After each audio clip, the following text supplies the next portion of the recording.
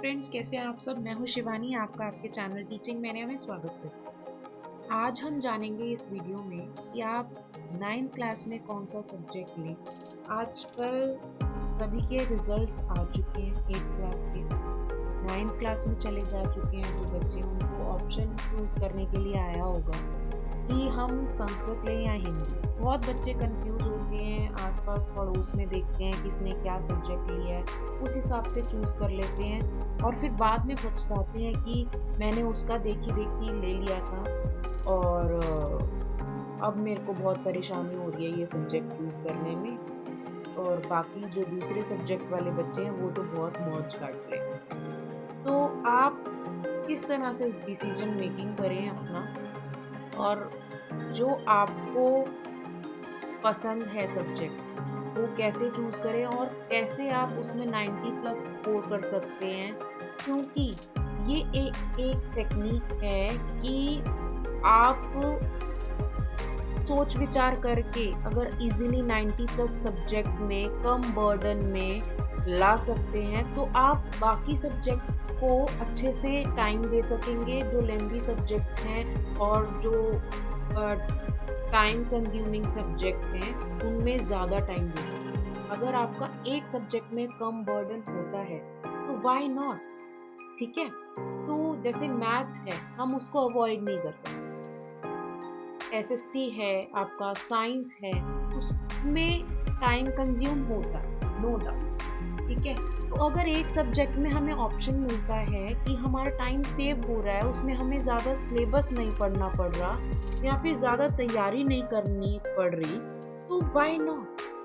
ठीक है, लेकिन उसी के साथ साथ हमें ये भी ध्यान रखना है कि हमें उसकी थोड़ी बहुत एबीसी आनी चाहिए। ठीक है, अब हम चूज करेंगे, देखेंगे डिसीजन बना पाते हैं आप या नहीं इस वीडियो को देखने के बाद कि आप संस्कृत लें या हिंदी लें। मैं ये नहीं बोल रही कि आप हिंदी मत लो संस्कृत लो, या संस्कृत मत लो हिंदी लो। वो आपको ही डिसाइड करना। ठीक है, तो आप थोड़ा सा बच्चे कंफ्यूज हैं कि हम हिंदी लें या संस्कृत लें। मैं थोड़ा सा गाइड कर दूंगी, क्या पता आपकी कुछ हेल्प कर पाऊँ। ठीक है, तो जानेंगे क्या क्या बेनिफिट्स हैं। First of all, why Sanskrit is the smartest subject choice. ठीक है, मेरे हिसाब से आप बच्चों को संस्कृत ही लेना चाहिए, लेकिन मैं दोनों चीजों के को डिफरेंस करके बताऊंगी कि किस में क्या बेनिफिट है, किसमें कैसा पेपर आता है, कैसा पेपर नहीं आता। ठीक है, तो वीडियो एंड तक देखना, तभी आपको पूरा समझ आ पाएगा, तभी आप अपनी चॉइस बना पाओ। ठीक है, तो यहाँ पर why Sanskrit is the sub smartest subject choice. जब मेरे टाइम पे मैंने हिंदी या संस्कृत में से संस्कृत चूज किया था, क्योंकि इसका एक साधारण सा फॉर्मूला है, क्योंकि ग्रामर पोर्शन ज्यादा आता है इसमें और ग्रामर पोर्शन में मार्क्स नहीं कटते।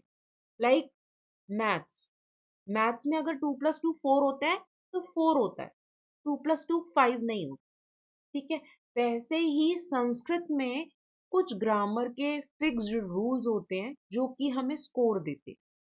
ठीक है, उसमें कोई भी टीचर ये नहीं कर सकता कि एक में से आधा नंबर दे दिया क्योंकि इसने ऐसे लिखा। हिंदी में ऐसा होता है कि अगर 3 मार्क्स का क्वेश्चन आया, उसमें से अगर 1.5 कर दिया तो आप टीचर को कौन, मतलब कि क्वेश्चन नहीं कर सकते हो आप कि आपने यहाँ पर 1.5 क्यों दिया। एग्जामिनर है भाई, उसके हिसाब से इसमें और भी चीजें होनी चाहिए थी, इसलिए उसने 1.5 दिया। आप कहीं बोलो कि क्वेश्चन बैंक में तो ये लिखा था तो इसीलिए मैंने वही याद करके लिख दिया, नहीं। एग्जामिनर को क्या चाहिए आपको नहीं पता। लेकिन संस्कृत में ऐसा नहीं होता। संस्कृत में एक परफेक्ट आंसर होता है, एक शॉर्ट एंड डायरेक्ट आंसर होता है जिसको आपको लिखना होता है। लाइक इति प्लस आदि इत्यादि होता है, इसके अलावा उसका कोई आंसर नहीं। तो आपको एक में से एक आंसर उसका मिल गया। अगर उसका आधा मार्क्स दिया है किसी एग्जामिनर ने और आपने सही लिखा है तो आप क्वेश्चन कर सकते हो कि आपने इसका क्यों काटा है मार्क्स, है ना। लेकिन हिंदी में ऐसा नहीं होता। अगर आपको लिटरेचर पोर्शन आता है वहां पर और पूछा राम ने रावण को क्यों मारा, एग्जाम्पल दे रही हूँ, राम ने रावण को क्यों मारा, तो अगर आपने क्वेश्चन बैंक में लिखा है कुछ और वही कॉपी करके आपने आंसर लिख दिया और उससे एग्जामिनर सेटिस्फाई नहीं हुआ और 3 में से आपको 1.5 नंबर देता है, तो आप उसको क्वेश्चन नहीं कर सकते कि आपने इसको 1.5 क्यों दिया है। वो आप रीजन लेकर आएगा कि मैंने इसलिए 1.5 दिया है कि इसमें ये पॉइंट नहीं था, ये पॉइंट नहीं। फिर आप कुछ नहीं बोल सकते। ठीक है। तो संस्कृत एक स्कोरिंग सब्जेक्ट है फर्स्ट ऑफ ऑल। ठीक है। स्कोरिंग सब्जेक्ट कैसे है? क्योंकि इसमें ग्रामर के फिक्स्ड रूल होते हैं। लाइक मैंने आपको एग्जांपल दिया बहुत अच्छा कि इति प्लस आदि इत्यादि। ठीक है। उसी तरह से ग्रामर, बाकी भी जो ग्रामर का चीजें हैं उसके फिक्स्ड रूल हैं। ठीक है। तो वो आपका, जैसे 1 नंबर का क्वेश्चन आया तो एक में से एक मिलेगा, आधा नहीं मिलेगा। और मल्टीपल टाइप क्वेश्चंस आते हैं फर्स्ट ऑफ ऑल। ठीक है। कुछ लघुतरात्मक भी आते हैं जिसमें लिखना होता है, लेकिन वन वर्ड ही लिखना है ना। अगर आपने वो ठीक लिख दिया है तो ठीक हो जाएगा। उसमें कोई लंबे चौड़े आंसर नहीं लिखने हैं आपको। तो स्कोरिंग सब्जेक्ट है, टाइम सेविंग सब्जेक्ट है। ठीक है। अगर यहाँ पर टाइम सेव होगा, जो टाइम कंज्यूम करने वाले सब्जेक्ट हैं उसमें आप ज्यादा टाइम दे सकेंगे, जैसे मैथ्स है, साइंस है, एसएसटी है। ये सब्जेक्ट जो है वो टाइम कंज्यूमिंग होते हैं, जिसमें आपको ट्यूशन भी लगानी पड़ती है और ज्यादा टाइम भी देना पड़ता है प्रैक्टिस के लिए। ठीक है। तो संस्कृत में ग्रामर के जो रूल्स होते हैं वो फिक्स्ड होते हैं। क्वेश्चंस जो हैं वो प्रिडिक्टेबल होते हैं। टोटल 12 चैप्टर हैं। दो दो चैप्टर तो आपको पढ़ने ही नहीं है क्योंकि वो इंटरनल में है। ठीक है। इंटरनल आपका स्कूल ही लेता है। ठीक है। 20 मार्क्स का इंटरनल आपका स्कूल लेता है। तो वो आपको चैप्टर पढ़ने ही नहीं है, मतलब 10 चैप्टर पढ़ने हैं। ठीक है। 10 चैप्टर में भी क्वेश्चंस इतने कम होते हैं कि आप इजीली कर सकते हैं। क्वेश्चंस कम होते हैं, प्लस उसमें जैसे आपको अनसीन पैसेज आता है, पैसेज दे देते हैं, उसी में से क्वेश्चन छाट के लिखने होते हैं। क्वेश्चंस पूछे जाते हैं तो उसके आंसर लिखने होते हैं। उसी तरह से लिटरेचर में भी सीन पैसेज आता है। ठीक है। 4 सीन पैसेज आता है। लाइक आपको एक पैसेज दे दिया जाएगा या श्लोक दे दिया जाएगा, उसी में से क्वेश्चन पूछे जाएंगे, एक पदेन, पूर्ण वाक्यन और ग्रामेटिकल क्वेश्चन। ठीक है। आपकी कंफ्यूजन हल करने के लिए, सॉल्व करने के लिए मैं एक सैम्पल पेपर भी शेयर कर दूंगी एक बार। ठीक है। आपको सारा समझा दूंगी किस तरह से मल्टीपल टाइप क्वेश्चन आता है और कितना टाइम सेविंग है। बच्चे एक एक घंटा पहले पेपर करके बैठ जाते हैं। ठीक है। इसमें आपको स्कोरिंग सब्जेक्ट इसलिए भी है कि पत्र वगैरह पूरा नहीं लिखना पड़ता, हेल्प बॉक्स में से ही लिखना पड़ता है। ठीक है। जो आपका चित्र वर्णन होता है उसमें 5 सेंटेंस बनाने होते हैं, 5 नंबर मिल जाते हैं। ठीक है। और आपका संवाद आ गया, पत्र आ गया, सारा आपका हेल्प बॉक्स दिया जाता है, उसमें वर्ड्स दिए जाते हैं और फिलअप्स की फॉर्म में आता है और उसी में से चूज करके लिखने होते हैं, जो आप 6th से लेकर 8th तक पढ़ते हो। ठीक है। वो करना होता है, इसीलिए ये सब्जेक्ट जो है वो स्कोरिंग है। फर्स्ट ऑफ ऑल एक चीज समझ लो, थोड़ी सी प्रैक्टिस और 90+ मार्क्स हो जाते हैं। ठीक है। जहां दूसरे सब्जेक्ट्स में गेस वर्क है, संस्कृत में श्योर शॉर्ट मार्क्स है। ठीक है। जैसे मैथ्स में होता। देन फिर उसके बाद है इजी टू लर्न। लोग सोचते हैं संस्कृत टफ सब्जेक्ट है, घर में ट्यूशन नहीं मिलती है, हमने तो संस्कृत पढ़ी नहीं है, या फिर बच्चे कह देते हैं हमने पंडित होना बनना है। ठीक है। तो ये एक पैटर्न बेस्ड लैंग्वेज है जो आप इजीली लर्न कर सकते हैं। और धातु रूप और शब्द रूप अगर आपने 6th में ही लर्न कर लिए होते, अभी भी देर नहीं हुई है, 6th में ही लर्न कर लिए होते तो आपको 9th 10th में लर्न करने की जरूरत नहीं होती। और एक दिन लगता है धातु रूप और शब्द रूप लर्न करने में। एक टिप बता दूंगी आपको, आपको फटाक से लर्न हो जाएंगे धातु रूप और शब्द रूप। ठीक है। तो पूरा गेम यहीं पर क्लियर हो जाता है। ठीक है। जो संस्कृत से डरते हैं उन्होंने सही तरीके से संस्कृत मतलब पढ़ा ही नहीं है। ठीक है। देन बूस्ट ब्रेन पावर कैसे है? मेमोरी जो है वो शार्प हो जाती है इससे। लॉजिक जो है स्ट्रांग हो जाता है। जैसे आप पढ़ते हैं मैथ्स में लॉजिक, रीजनिंग, है ना, वैसे ही इसमें भी लॉजिक होता है। इति प्लस आदि इत्यादि होता है। कैसे होता है? ई प्लस आ, ई प्लस आ या बन जाते हैं, यण संधि हुई है यहाँ पर, ई प्लस आ य बन जाते हैं। तो ये लॉजिक है, ठीक है, जो कि आपको इसमें पढ़ना पड़ता है और कोई लंबा चौड़ा हिसाब नहीं है इसमें, ठीक है। प्रोनाउंसिएशन जो है वो इम्प्रूव होती है। संस्कृत पढ़ना सिर्फ मार्क्स नहीं, माइंड डेवलपमेंट भी है। इसमें गेम्स ही हैं, लाइक मैंने आपको बताया कि ई और आ या बन जाता है, ठीक है। हिम प्लस आल्य हिमालय नहीं लिख सकते क्या आप? देन इसका लॉजिक भी दे सकते हैं, अ और आ हो जाता है क्योंकि दीर्घ संधि हुई। एक बार समझने की देर है, अगर आपको कोई अच्छा टीचर मिल गया और आपने वो समझ लिया कि ई प्लस ई, बड़ी ई यानी दीर्घ ई क्यों हो जाता है और इसमें दीर्घ संधि लगी हुई है, तो आप फटाक से कर लेंगे, ठीक है।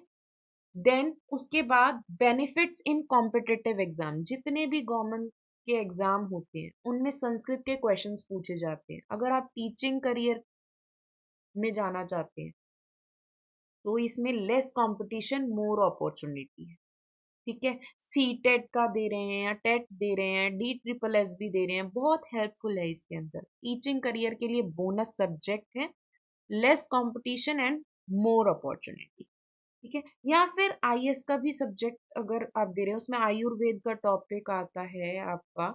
ज्योग्राफी में कितने क्वेश्चंस पूछे जाते हैं जो संस्कृत में होते हैं। ज्योग्राफी पोर्शन आईएएस में सबसे ज्यादा आता है और उसमें से आधे से ज्यादा क्वेश्चन, मतलब 10 मार्क्स का तो कम से कम आपको संस्कृत में आता है, 10-15 मार्क्स का आपको संस्कृत में आता है टॉपिक, ठीक है।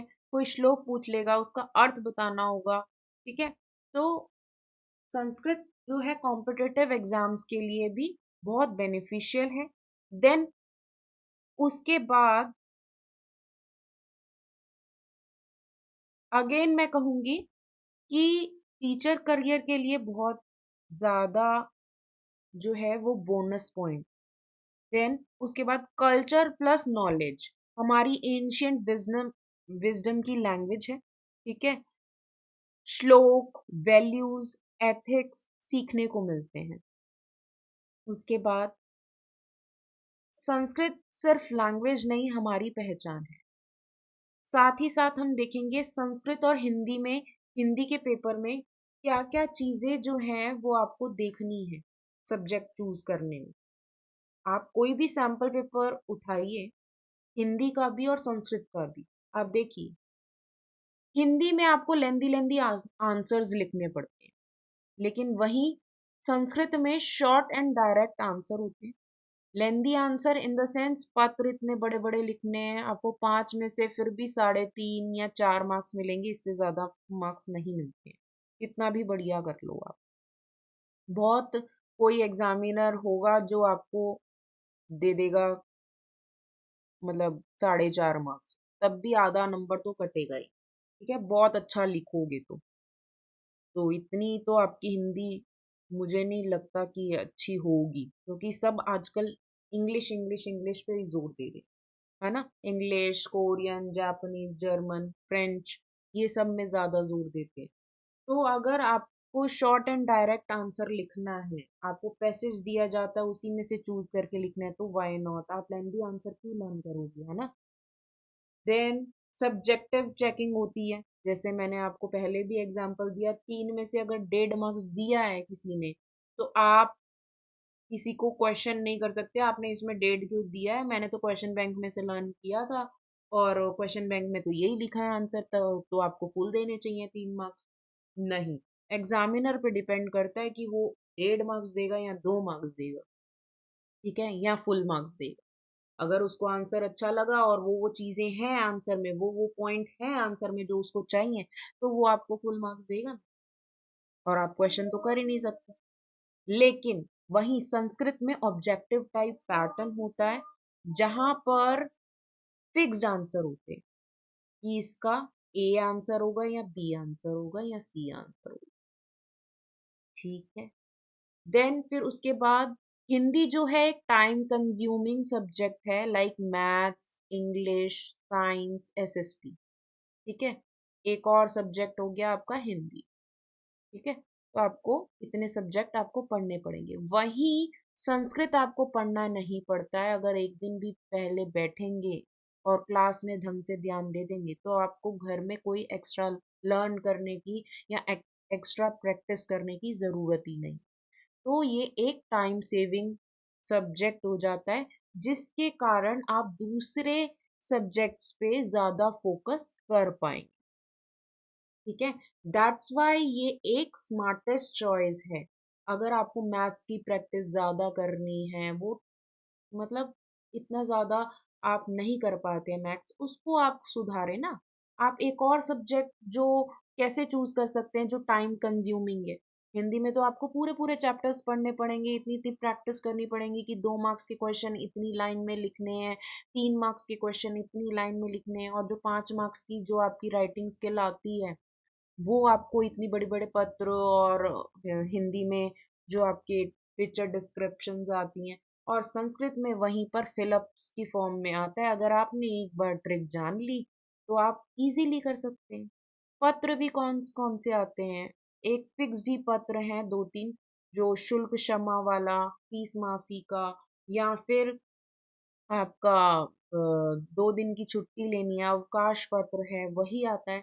आपको संस्कृत में गिने चुने पत्र, या मामा की शादी में जाना है, या मामा के बेटे की शादी में जाना है, या फिर आपको अपने कॉलेज से एक पत्र लिखना है अपनी बहन को, ये बताते हुए, एनुअल फंक्शन का बताते हुए, यही पत्र, गिने चुने पत्र आते हैं 5-6, वही रिपीट होते रहते हैं संस्कृत में।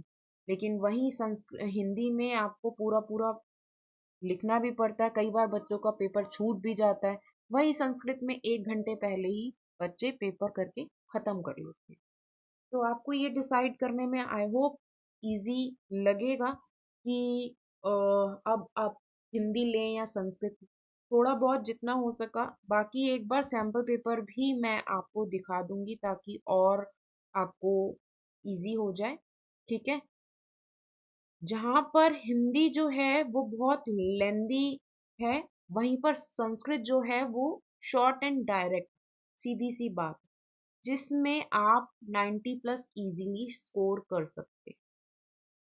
कम बर्डन और पॉसिबिलिटीज कितनी है, ज्यादा, कि आप 90 प्लस स्कोर कर सकें, जिससे आपका परसेंटेज भी क्या हो जाएगा, अप हो जाएगा। ठीक है। तो आई होप ये वीडियो आपको यूजफुल लगा होगा। अगर यूजफुल लगा है तो मेरे चैनल को सब्सक्राइब कीजिए, मेरी वीडियो लाइक कीजिए एंड शेयर कीजिए अपने दोस्तों के साथ।